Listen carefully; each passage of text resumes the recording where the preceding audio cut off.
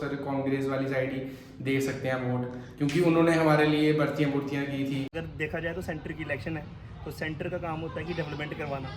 Hey guys, good morning, जय माता दी, जय श्री राम। स्वागत है आप सबका मेरे इस नए ब्लॉग में। तो आज के ब्लॉग में मैं जाने वाला हूं लोगों के बीच, स्पेशली युवाओं के बीच। मैं उनसे जानूंगा कि इस बार वो किसे सपोर्ट कर रहे हैं। लोकसभा के इलेक्शंस आपको पता है आने ही वाले हैं। फर्स्ट फेज के इलेक्शन स्टार्ट हो जाएंगे 19 अप्रैल को। तो इसीलिए अब मैं जा रहा हूँ आज युवाओं के बीच, जानूंगा उनसे उनकी मन की बात कि इस बार वो किसे एमपी बनता हुआ देखना चाहते हैं और वो किसकी सरकार देखना चाहते हैं। तो चलो मेरे साथ चलते हैं युवाओं के बीच। और युवाओं के बीच जाने से पहले अगर आप लोगों ने मेरा चैनल अभी तक सब्सक्राइब नहीं किया है तो चैनल को सब्सक्राइब कर देना। और मैं आपकी राय भी जानना चाहूँगा कि आप किसे एमपी बनते हुए देखना चाहते हैं या सेंटर में किसकी सरकार देखना चाहते हैं। तो आप अपना ओपिनियन भी कमेंट बॉक्स में रख दें। फिर उसके बाद एक रफ ओपिनियन पोल हम लोग देख लेंगे कि किसको ज़्यादा सपोर्ट मिल रही है। फिर उसी के बिहाफ पे हम एक और ओपिनियन पोल लाने की कोशिश करेंगे। तो बने रहना मेरे साथ इस ब्लॉग में और लोगों की राय अब हम जानते हैं।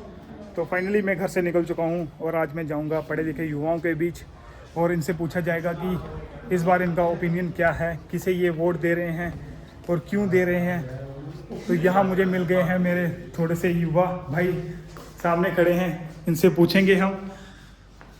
तो आपका क्या क्या ओपिनियन है, इस बार किसे वोट दे रहे हो आप? सर वोट सर इस बार पिछला काम देख के ही देना वोट, जिसने पीछे हमारे अच्छा काम किया। लेकिन इस बार आपके दिमाग में क्या होगा जब आप ईवीएम का बटन दबाने जाओगे, उस समय आपके दिमाग में क्या चल रहा होगा, मैं वो जानना चाहता हूँ। सर बटन दबाने से पहले हम ये सोचेंगे कि जो हमारे साथ हुआ है, जैसे अभी आप भर्ती देख सकते हैं कितनी बारी कैंसिल हो गई है। युवाओं के लिए तो कोई मौका छोड़ा ही नहीं गवर्नमेंट ने, तो हमको तो देखना चाहिए। अब मैं तो देख लो जिस हिसाब से आपको लगे प्रेफर कि पिछले सालों में किसने काम अच्छा किया और इस सालों में किसने अच्छा नहीं किया, उस हिसाब से आप वोट दे सकते हैं। हम तो सर कांग्रेस वाली साइड ही दे सकते हैं वोट, क्योंकि उन्होंने हमारे लिए भर्तियाँ की थी। तो इस बार यानी कि आप जुगल किशोर शर्मा सर जब बने तो एक बार भी हमारे गांव में आए नहीं, पूछने तक नहीं आए कि तुम्हारा पानी आ रहा है, बिजली आ रही है। तो जब वोट मांगना होता है तब आ जाते हैं। तो इसी वजह से सर हम युवा पीढ़ी उनसे नाराज भी हैं। तो चलो बाकी हमारे साथ और भी युवा हैं, इनसे भी हम पूछेंगे। अलग ओपिनियन है। तो आप अपना नाम बता दो। मेरा नाम रजत शर्मा है। और आपका? मेरा नाम राहुल शर्मा है।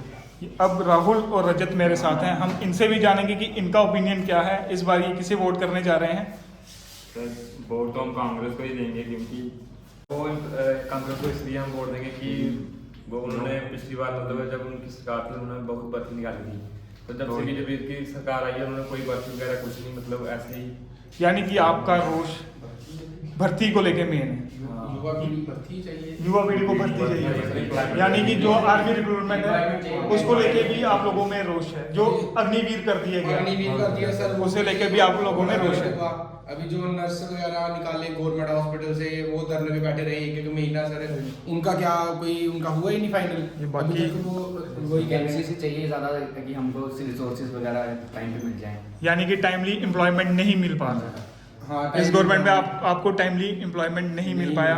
अगर एम्प्लॉयमेंट मिला वो भी किसी कारण कैंसिल कर दिया गया। कैंसिल कर दिया। अभी सर बीएसएफ की भर्ती थी वो भी पीछे कैंसिल हो गई, रिटर्न वगैरह सब कैंसिल कर दिया। यानी कि इस बार मेन मुद्दा हमारा रहेगा अनएम्प्लॉयमेंट। अनएम्प्लॉयमेंट ही है सर। अगर यूथ ही मतलब बेरोजगार होगा तो फिर कटोरे ही पकड़ेंगे सर, किताबें कहाँ से पकड़ेंगे, ये चक्कर है। तो ये आप सुन सकते हो सबसे। आपका क्या ओपिनियन है इस बार? सर हम भी कांग्रेस को ही देंगे इस बार वोट। यानी कि इस बार आप सब कांग्रेस का रुख करोगे, यस सर। बदलाव देखना चाहते हैं, सबके सब बदलाव देखना चाहते बीजेपी को दिया था लेकिन कोई काम नहीं हुआ। पिछली बार बीजेपी को ही वोट दिया था। हैं। यानी कि पिछली बार आप सबका वोट बीजेपी को गया था। हाँ, इस बार सर नहीं करना, बदलाव चाहिए ताकि क्या पता बदलाव की किरण में ही हमारा भविष्य उज्जवल हो सके। बाकी तो सर कोई उम्मीद है नहीं अब बीजेपी वालों से। तो ये आपने इन सब से सुन लिया है हमारे युवाओं के मन में इस समय क्या चल रहा है, अनएम्प्लॉयमेंट को लेके इनके मन में क्या है, क्या शंकाएं हैं। ये हमारे युवाओं का रुख था। अब हम लेडीज से भी बात करेंगे, बाकी और वर्गों से भी बात करेंगे उनका रुख क्या है इस बार के इलेक्शन को लेके। तो अब पहले हमने युवाओं से बात की थी, अब मेरे साथ थोड़े से युवा और हैं।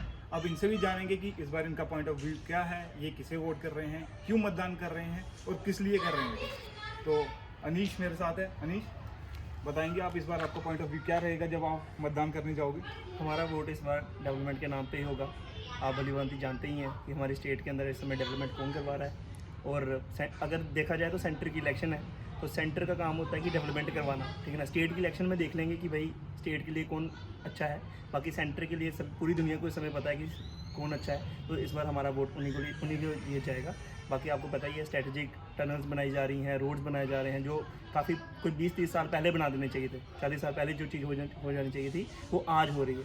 तो इसलिए मेरा वोट जो है वो डेवलपमेंट के नाते है। तो अनीश का आपने पॉइंट ऑफ व्यू जान लिया, आप जानेंगे पारस का भी। पारस, हाँ, तो आप क्या सोच के डाल रहे हो सर वोट? मेरा वोट जाएगा भाजपा सरकार को। और मेरे दिमाग में भी यही है कि डेवलपमेंट काफ़ी हो रही है शहर में, पूरे इंडिया में डेवलपमेंट हो रही है।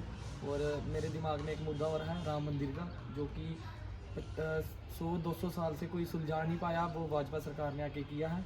तो अब की बार मोदी सरकार और 400 तो आप पार। सुन ही रहे हो। जय श्री राम। लास्ट हमारे साथ विक्रम भी है, विक्रम से भी हम जानेंगे। यही है कि बीजेपी को ही वोट डालना है। तो आपने तीनों हमारे युवाओं का सर आप अपनी बात पे रहना। बात सुन ली है, किसके लिए वोट करेंगे, डेवलपमेंट हुई है इनका कहना है।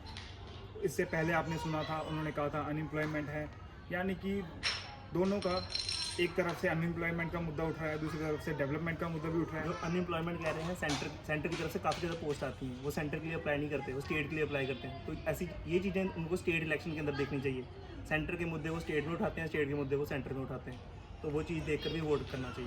तो फाइनली अब मैं पहुंच गया हूं घर, सबसे बातचीत करके सबका ओपिनियन आपने देख लिया है। चलो अब मैं अपनी बहन का ओपिनियन भी जान लेता हूं, थोड़ा सा काम लगी हुई है लेकिन हम पूछेंगे इससे। आरती, पूनम इस बार किसको वोट? एक बात मैं आपको बता दूं कि इस बार Poonam first time vote cast करेगी, और मैं अब इससे पूछूंगा कि वोट किसको देने जा रही है इस बार। मेरा पूनम, वोट तो मोदी को ही जाएगा बस। पूनम का वोट मोदी जी को ही जाएगा। मोदी जी को क्यों? मोदी जी ने लड़कियों के लिए बहुत कुछ किया है, वैसे मेरा वोट हमेशा मोदी को ही जाएगा। तो देख लो भाई साहब, पूनम कह रही है मेरा चाहे वोट कुछ तो भी मोदी हो। जी को जाएगा, चाहे कुछ भी हो। हाँ।